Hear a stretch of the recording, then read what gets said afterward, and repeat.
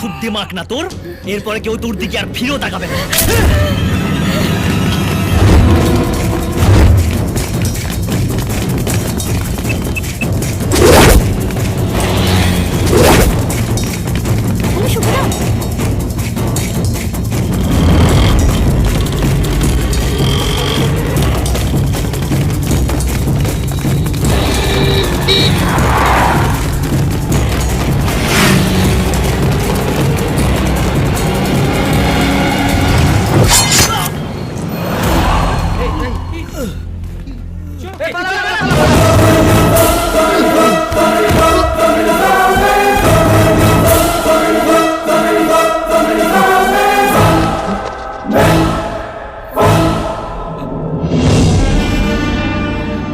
এই রাজ,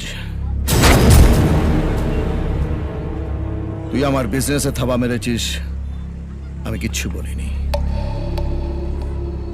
একটার পর একটা লোক আমার থেকে আলাদা করেছিস, আমি চুপ করেছিলাম। কিন্তু আমার মেয়ের দিকে যে হাত বাড়াবে তাকে তুই খালি করে রেখে দেব।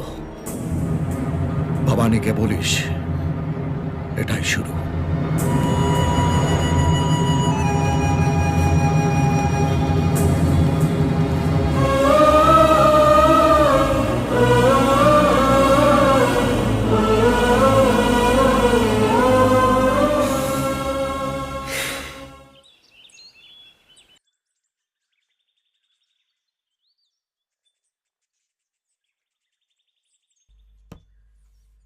আমার আসতে 1 মিনিট দেরি হলে কি হতো ভাবতে পারছিস?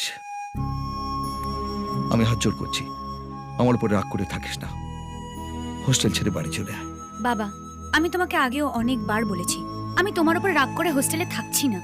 আমার রাগ তোমার এসব কাজকর্মের উপর। তুমি এসব ছেড়ে দাও, আমি চলে আসব।